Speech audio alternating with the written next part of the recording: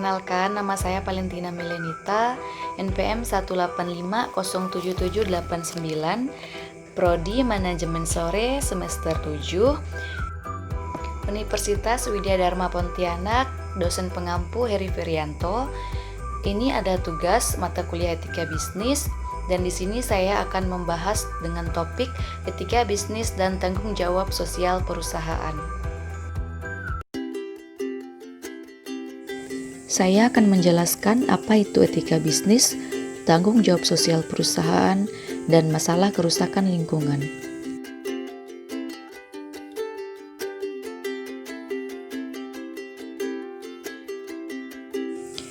Etika berasal dari kata Yunani yaitu ethos, yang dalam bentuk jamaknya taeta, berarti adat istiadat, adalah aturan-aturan yang menegaskan suatu bisnis boleh bertindak dan tidak boleh bertindak, di mana aturan-aturan tersebut dapat bersumber dari aturan tertulis maupun aturan yang tidak tertulis.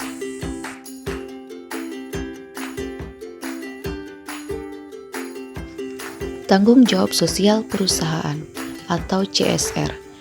Tanggung jawab sosial perusahaan atau CSR adalah bentuk kepedulian perusahaan terhadap lingkungan eksternal perusahaan melalui berbagai kegiatan yang dilakukan dalam rangka penjagaan lingkungan, norma masyarakat, partisipasi pembangunan, serta berbagai bentuk tanggung jawab sosial lainnya.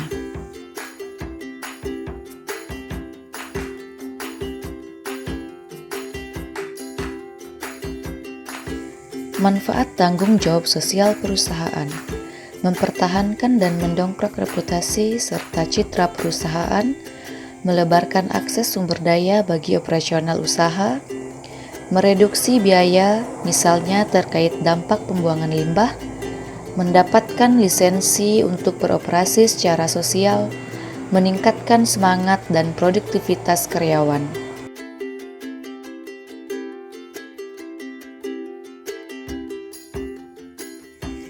Kegiatan social responsibility yang harus diperhatikan perusahaan.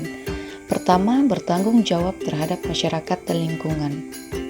Ini menyangkut masalah polusi, kontaminasi, zat-zat berbahaya yang merusak udara, air, dan tanah. Hal ini disebabkan oleh gas buangan knalpot, mobil, motor, industri, dan semua ini dapat mengotori udara dan menyebabkan hujan asam yang dapat merusak hutan. Kedua, bertanggung jawab terhadap konsumen. Hal ini dapat dilakukan dengan memperhatikan hak-hak konsumen, seperti hak untuk aman, hak untuk diberitahu, hak untuk memilih, dan hak untuk didengar. Dengan memperhatikan hak-hak konsumen ini, maka akan dapat mencegah munculnya gejala consumerism, yaitu gejala action, demonstrasi, dan perusakan yang akan dilancarkan oleh konsumen karena perlakuan produsen yang tidak baik terhadap konsumen. Ketiga, tanggung jawab terhadap investor. Para investor juga memperhatikan masalah etika dan tanggung jawab perusahaan di mana mereka melakukan investasi. Para investor pasti tidak senang jika pemimpin perusahaan melakukan manipulasi dalam pembukuan bisnis, sehingga hal ini bisa merugikan pihak investor. Keempat, tanggung jawab terhadap karyawan. Para pengusaha mulai berhati-hati dalam merekrut karyawan, melatih dan menaikkan pangkat karyawannya agar selalu mengait dengan masalah perilaku, tanggung jawab, dan etika yang dijalankan oleh perusahaan, dan tidak dikehendaki adanya diskriminasi, pilih kasih dalam besarnya gaji atau upah, masalah suku, gender, agama, dan sebagainya.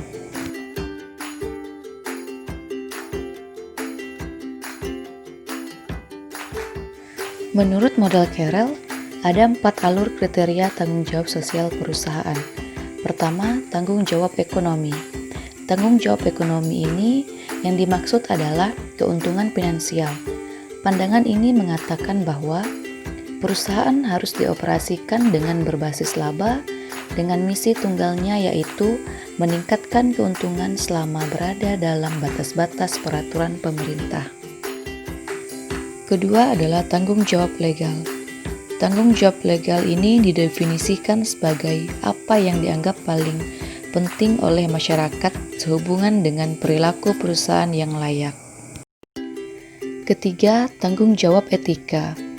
Tanggung jawab etika adalah keputusan dan kebijakan perusahaan yang didasarkan pada keadilan yang bebas dan tidak memihak, menghormati hak-hak individu, serta memberikan perlakuan berbeda untuk kasus yang berbeda yang menyangkut tujuan perusahaan. Keempat, tanggung jawab sukarela.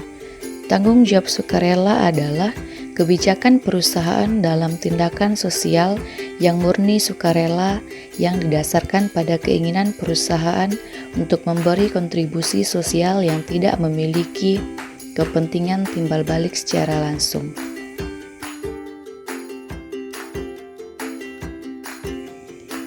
Pertama, pandangan legal kreator yang melihat perusahaan sebagai sepenuhnya ciptaan hukum, dan karena itu ada hanya berdasarkan hukum. Menurut pandangan ini, perusahaan diciptakan oleh negara dan tidak mungkin ada tanpa negara. Negara dan hukum sendiri adalah ciptaan masyarakat, maka perusahaan juga adalah ciptaan masyarakat. Perusahaan diciptakan oleh masyarakat demi kepentingan masyarakat.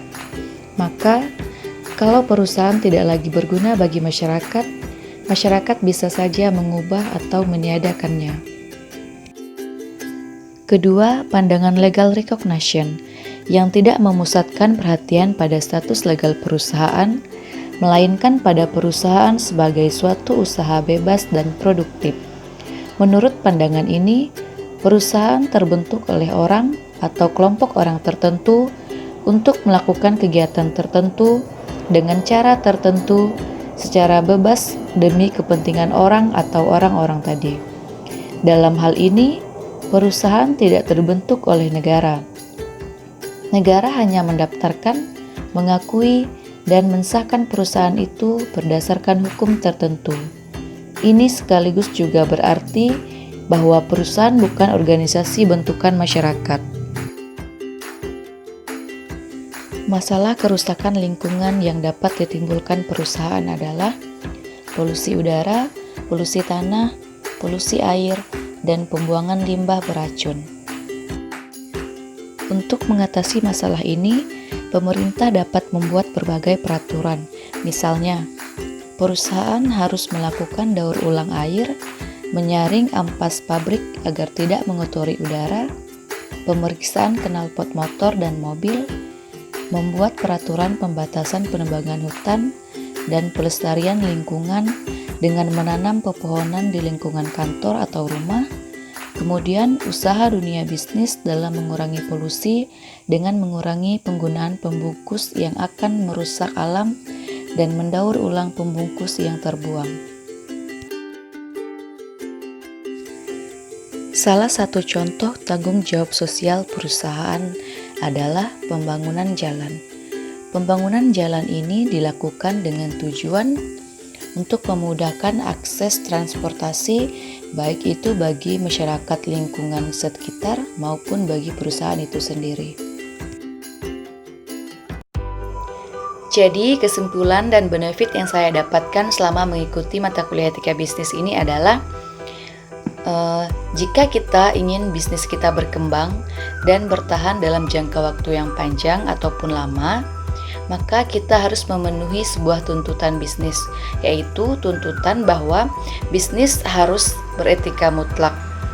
Artinya, kebiasaan berbisnis secara baik dan etis memang menjadi sebuah tuntutan dari dalam setiap perusahaan yang berkeinginan ingin membangun sebuah dinasti bisnis yang berhasil dan tahan lama. Maka bagi sebuah perusahaan yang ingin berbisnis dengan visi jangka panjang, dengan mengetahui dan belajar etika bisnis ini akan memberikan wawasan luas untuk menyusun strategi, membuat kebijakan, dan menentukan pilihan-pilihan etis yang dapat memperkokoh usaha bisnisnya. Sekian penjelasan singkat dari saya mengenai etika bisnis dan tanggung jawab sosial perusahaan. Semoga bermanfaat bagi kita semua. Terima kasih.